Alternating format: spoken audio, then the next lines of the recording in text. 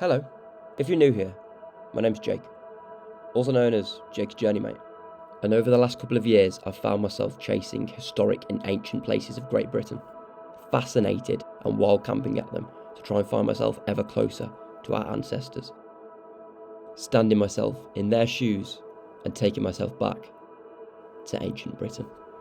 This week I delve into the mystery of a giant chalk horse that's been looking over Wiltshire ingrained into the side of a hill for over 500 years.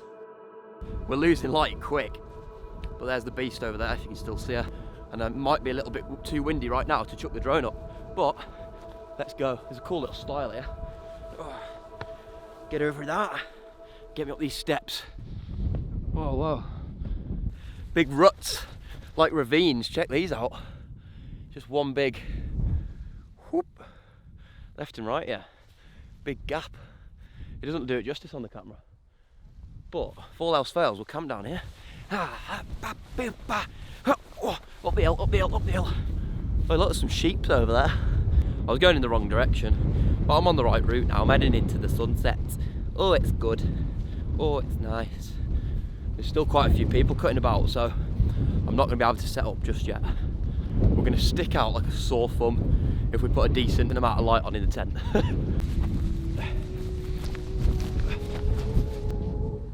There she is, the old horse.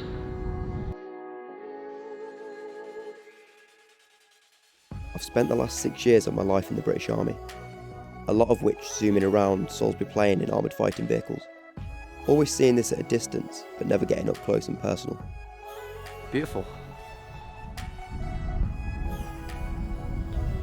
Lovely valley. Right, what I'm going to do is I'm going to slide down here and take a look, see if we can find anywhere decent to camp. There's a bit there that's tucked down a little bit more into the wind. This bit here is a bit close to it, but it's right there. So, I think we'll go and get the bag.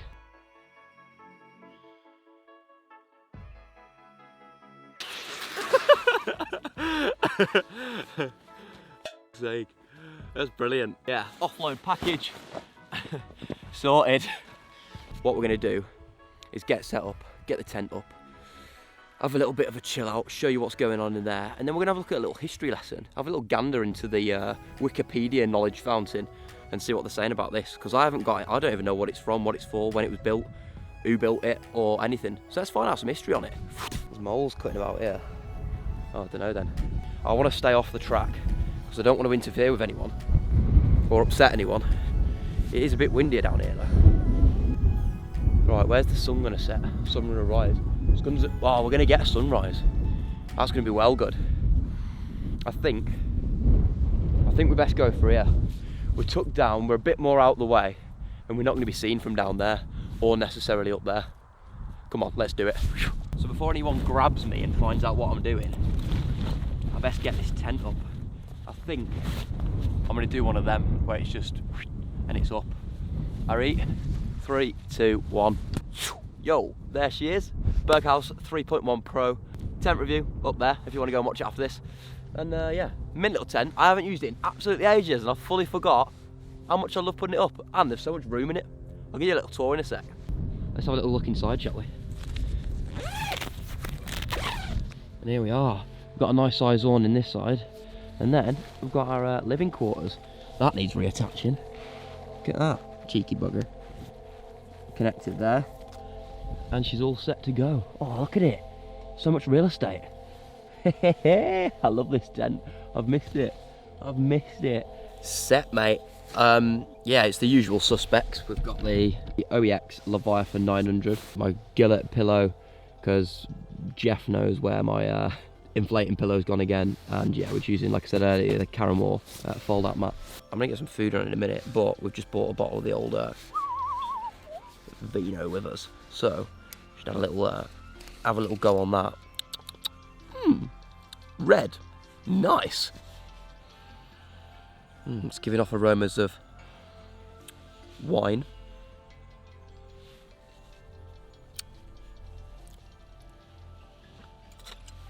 I don't even know if you lot can see me, because there's a little, I put one of these in front of you, and it's just a little smoky, I don't know what they're called. Incense candle, incense stick. I've just finished that. Honestly, mint that. Something to eat. Hit me up, because it's well good.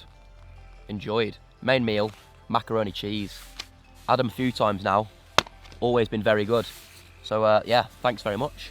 And gonna crack on with vino to be fair. Enjoy my view over that old there city. Just lit up over there. And it's gorgeous. Very pretty.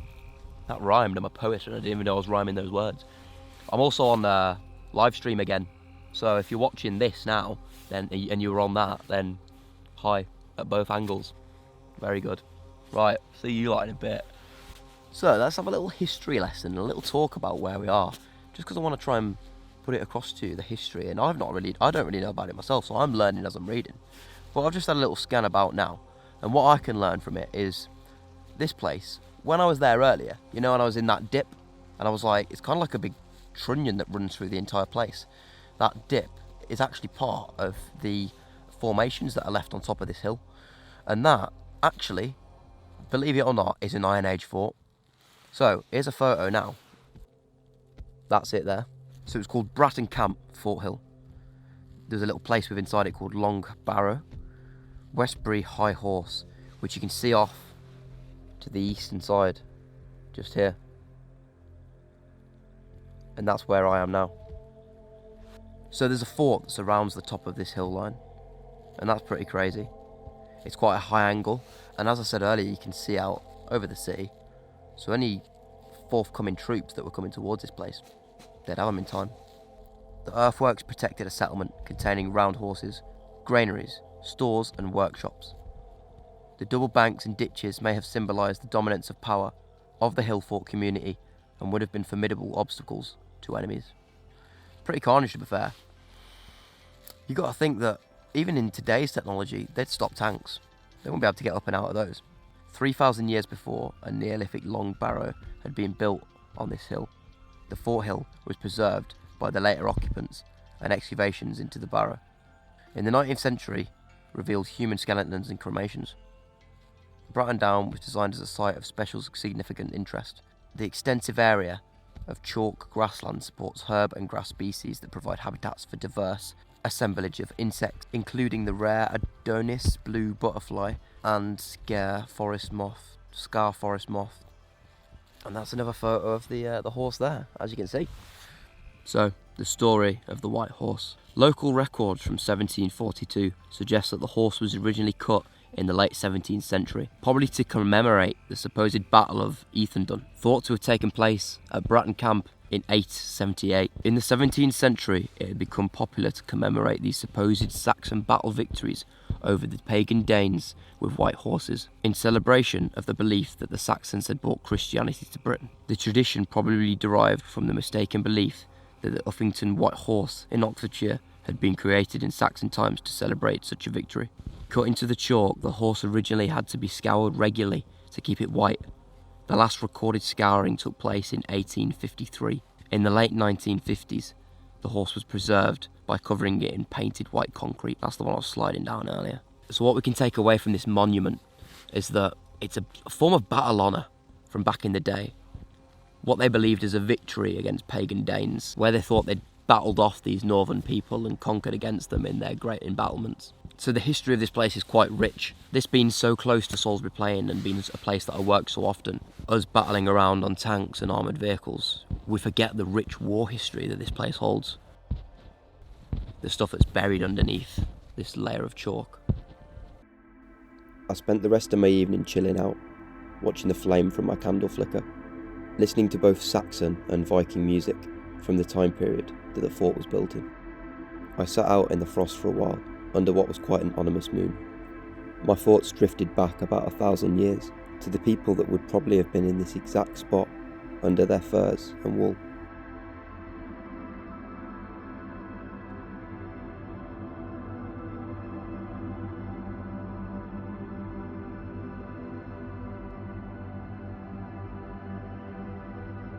It's 07:06. I'm going to try and grab the sunrise. The tent, she let me down. It's pretty cold this morning, but look at all the Look at all the condensation on here. It's well bad. Not good, not good. Right, I'm gonna pack up and get myself outside.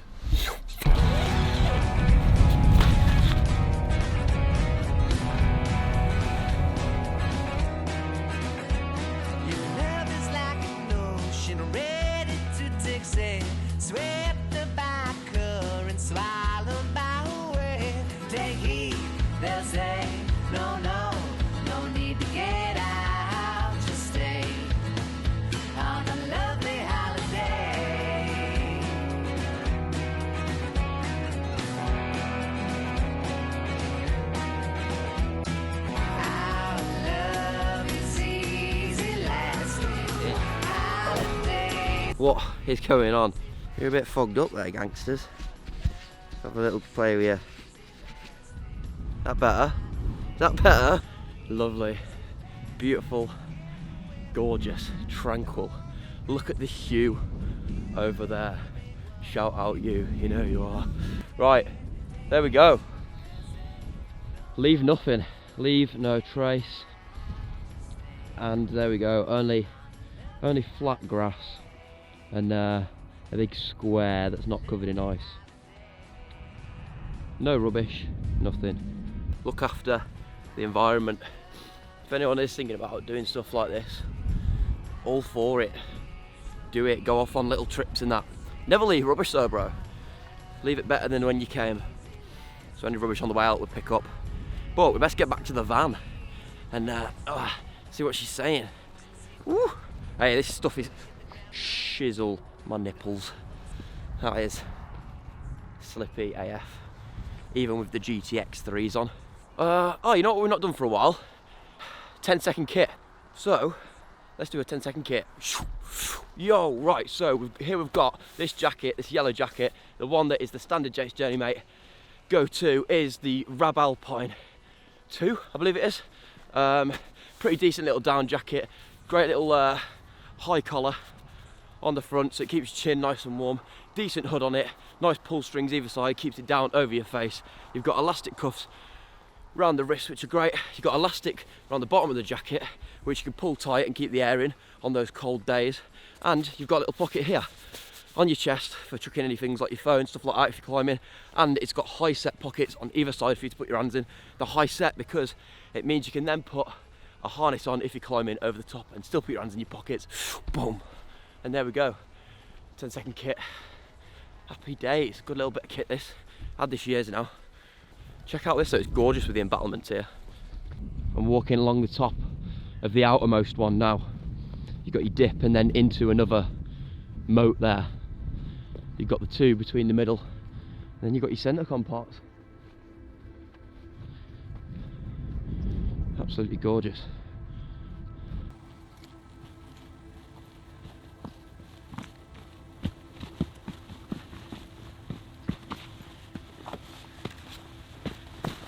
Love this weather. It's a bit relentless on the old nips first thing in the morning, but it's breathtaking and breathtakingly beautiful as well. Oh, because I just love that frost on the ground, you know what I mean? It's just beaut. It is beaut. Looking forward to some upcoming trips, getting ourselves out on the mountains. Back out on the mountains again. It's been a while, hasn't it? It's been a while. If you've not seen, I've got a video of us doing Scarfell Pike actually in the snow. That's a gorgeous little trip. I'll put that up here now. Just going across another style there. But yeah, it's all good fun and games. We're back at the car park now, and let the boots break off the ice a bit. And we're back at the van. Here she is, ladies and gents, here she is. Got frost on it, absolutely caked, mental. Love it. Right guys, thank you for watching. If you haven't already, don't forget to like, comment and subscribe if you want. Come check out the future trips, the future ganders. I hope you've learnt something from this. I'm going to try and voice over over the top some of these parts that I put in, like drone footage and stuff like that, because I don't feel half the information that I got out last night was probably to a right calibre, since as I had half a bottle of wine. But yeah, It's been a pleasure, and I'll see you on the next one. Peace. One love. See you soon.